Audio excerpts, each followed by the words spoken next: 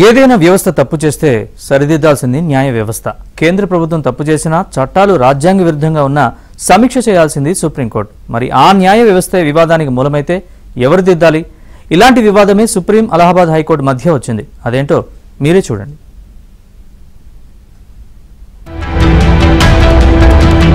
ఈ మధ్య కాలంలో అలహాబాద్ హైకోర్టు వర్సెస్ సుప్రీంకోర్టు అన్నట్లు వ్యవహారం మారింది. హైకోర్టు న్యాయమూర్తికి వ్యతిరేకంగా సుప్రీం ఇచ్చిన ఆదేశాలే ప్రధాన కారణం. అలహాబాద్ హైకోర్టు న్యాయమూర్తి జస్టిస్ ప్రశాంత్ కుమార్ కు క్రిమినల్ కేసులు అప్పగించవద్దని సుప్రీంకోర్టు ఇటీవలే ఆదేశాలు జారీ చేసింది. దీంతో వివాదం మొదలైంది. వెంటనే వ్యవహారాన్ని చక్కదిద్దారు భారత ప్రధాన న్యాయమూర్తి justice BR Gavai. Justice JB Pardiwala నేతృత్వంలోని ధర్మాసనానికి భారత ప్రధాన న్యాయమూర్తి జస్టిస్ బిఆర్ గవాయ్ ఓ లేఖ రాశారు. అందులో జస్టిస్ ప్రశాంత్ కుమార్ విషయంలో ఇచ్చిన ఆదేశాలను పునఃపరిశీలించాలని కోరారు. గతంలో ఇచ్చిన ఆదేశాల్లోని 2 పేరాలను సర్వోన్నత న్యాయస్థానం తొలగించింది. కేసు బ్యాక్గ్రౌండ్ చూస్తే ఒక సివిల్ వివాదంలో క్రిమినల్ చర్యలకు అనుమతినిస్తూ అలహాబాద్ హైకోర్టుకు చెందిన న్యాయమూర్తి జస్టిస్ ప్రశాంత్ కుమార్ ఆదేశాలు జారీ చేశారు. దీంతో సదరు న్యాయమూర్తికి ఎలాంటి క్రిమినల్ కేసులు అప్పగించవద్దని సుప్రీం ధర్మాసనం ఆదేశించింది. అయితే సుప్రీంకోర్టు ఆదేశాల్లోని కొన్ని అంశాలు అమలు కాకుండా నిరోధించేందుకు ఫుల్ కోర్టును సమావేశపరచాలని అలహాబాద్ హైకోర్టుకు చెందిన 13 మంది న్యాయమూర్తులు అలహాబాద్ హైకోర్టు ప్రధాన న్యాయమూర్తికి ఒక లేఖ రాశారు. హైకోర్టులపై పాలనాపరమైన పర్యవేక్షణ అధికారం సుప్రీంకోర్టుకు లేదని పేర్కొన్నారు.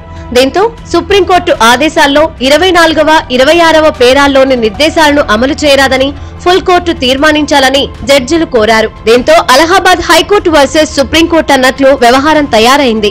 రాష్ట్ర హైకోర్టుకి, అలహాబాద్ హైకోర్టుకి చీఫ్ జస్టిస్ ఉన్నటువంటి కొలీజియంను నిర్దేశించే అధికారంలో జోక్యం చేసుకోవడమేనని 13 మంది అలహాబాద్ హైకోర్టు న్యాయమూర్తులు తమ వ్యతిరేకతని వెలుబుచ్చారు.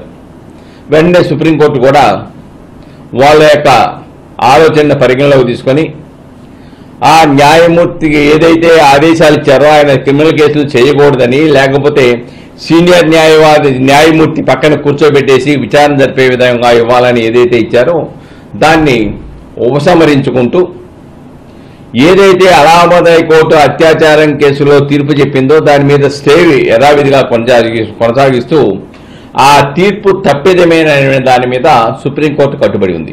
ఈ నేపథ్యంలో దిద్దుబాటు చర్యలకు దిగారు భారత ప్రధాన న్యాయమూర్తి justice BR Gavai. Supreme bench ఇచ్చిన ఆదేశాలను పునఃపరిశీలించాలని కోరారు.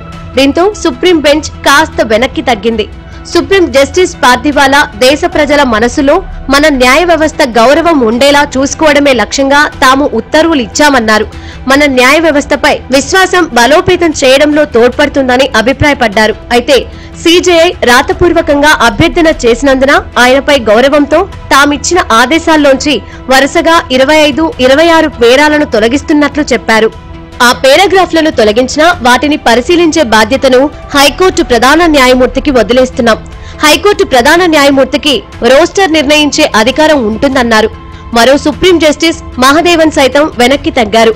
దేశంలో ప్రజలు న్యాయం కోసం వివిధ న్యాయస్థానాలను ఆశ్రయిస్తారని, అందులో 90% మంది కేవలం హైకోర్టుల వరకు మాత్రమే రాగలుగుతారన్నారు. అందుకే న్యాయ వ్యవస్థ చట్టానికి అనుగుణంగా పనిచేయాలని, అసంబద్ధమైన, అహేతుకమైన ఆదేశాలు ఇవ్వరాదని ఆశిస్తున్నట్లు చెప్పుకొచ్చారు. సంస్థాగత విశ్వసనీయతను కాపాడాలన్నారు. ఏ స్థాయిలోనైనా న్యాయమూర్తులందరూ సమర్థవంతంగా పనిచేయాలని, తమ విధులను శ్రద్ధగా నిర్వర్తించాలని, రాజ్యాంగపరమైన మంచిని నెరవేర్చడానికి ప్రయత్నించాలని సుప్రీంకోర్టు సూచించింది. హైకోర్టు అధికారాలేంటి, లేకుంటే కొలీజియం తీసుకునేటువంటి అదే న్యాయమూర్తి తీసుకునేటువంటి నిర్ణయాలలో, హైకోర్టు న్యాయమూర్తి తీసుకునే నిర్ణయాలలో సుప్రీంకోర్టు జోక్యం చేసుకుంటుంది, ఆ స్వతంత్రతని భగ్నం కలిగిస్తూ ఉంది అనేటువంటి విమర్శలు అయితే వస్తూ ఉన్నాయి. ఏదేమైనప్పుడు కూడాను సుప్రీంకోర్టు ఏదైతే ఆయన్ని క్రిమినల్ కేసులు విచారించకూడదు రిటైర్డ్ అయ్యే వరకు అని అందో, లేకపోతే సీనియర్ న్యాయమూర్తి పక్కన కూర్చోబెట్టి డివిజన్ బెంచ్లో కొనసాగించనని చెప్పిందందో దాన్ని ఉపసంహరించుకుంది. కాబట్టి కొంతవరకు ఈ వివాదానికి ముగింపు పలికినట్టుగానే భావించాలి. తొలగించిన సుప్రీం ఆదేశాల్లోని 24, 26వ పేరాల్లో ఏముందన్నది పరిశీలిస్తే అలహాబాద్ హైకోర్టు న్యాయమూర్తిని అనుభవజ్ఞులైన సీనియర్ న్యాయమూర్తులతో కూడిన డివిజన్ బెంచ్ లో కూర్చోబెట్టాలి. సదరు న్యాయమూర్తి పదవి నుంచి తప్పుకునే వరకు ఆయనకు ఎలాంటి నేర నిర్ధారణ కేసును అప్పగించరాదని పేర్కొంది సుప్రీంకోర్టు. ఒకవేళ ఆయనను సింగిల్ జడ్జిగా కూర్చోబెట్టాల్సి వస్తే ఎట్టి పరిస్థితుల్లోనూ ఆయనకు క్రిమినల్ కేసులు కేటాయించకూడదని ఆదేశాలిచ్చింది. ఈ ఆదేశాలను అలహాబాద్ హైకోర్టు న్యాయమూర్తులు వ్యతిరేకించడంతో వ్యవహారం సుప్రీంకోర్టు వర్సెస్ అలహాబాద్ హైకోర్టు అన్నట్లు తయారైంది. దీంతో అలహాబాద్ హైకోర్టు న్యాయమూర్తి ప్రశాంత్ కుమార్ ను అవమానించడం తమ ఉద్దేశం కాదని సుప్రీం స్పష్టం చేసింది.